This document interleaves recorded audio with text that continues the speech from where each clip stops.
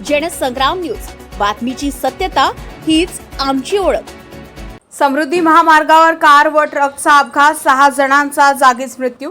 समृद्धी महामार्गावर सतत अपघाताचे सत्र सुरू असून विरुळ समृद्धी महामार्गावर छिंदवाडा येथून इथेनॉल भरून पुण्याकडे जात असताना टँकर अनियंत्रित होऊन पलटी होऊन इथेनॉल रस्त्यावर सांडल्याने मुंबईकडे जाणारा रस्ता बंद ठेवण्यात आला होता।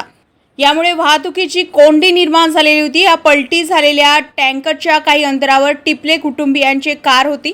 मागून भरधाव येणाऱ्या आयशरने कारला मागून धडक दिल्याने कार आयशरच्या कॅबिनमध्ये घुसल्याने काल रात्री 1 वाजता झालेल्या अपघातामध्ये सालोड, हिरापूर, वर्धा येथील टिपले कुटुंबातील राजेश आनंदराव टिपले, सौ सुषमा राजेश टिपले, कुमारी जान्हवी राजेश टिपले व ड्रायव्हर अंकुश राऊत यांचा समावेश आहे। 4 जण या अपघातात जागीच ठार झालेले आहेत, तर आयशर ट्रकमधील ड्रायव्हर संजय कुमार राहणार ग्रामधनानीपूर, जिल्हा फतेपूर आणि किन्नर समरजीत पाल, हरिमनपूर, उत्तर प्रदेश हे 2 जण सुद्धा जागीच ठार झाले। अपघात एवढा भीषण होता की कार पूर्ण आयशर ट्रकच्या कॅबिनमध्ये घुसली होती।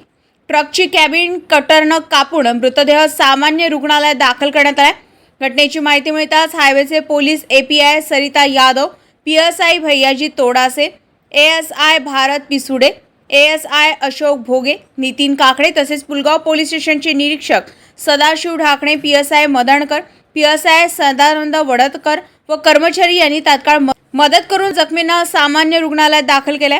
अपघात एवढा भीषण होता की कारचा अक्षरशः चेंदामेंदा झाला होता।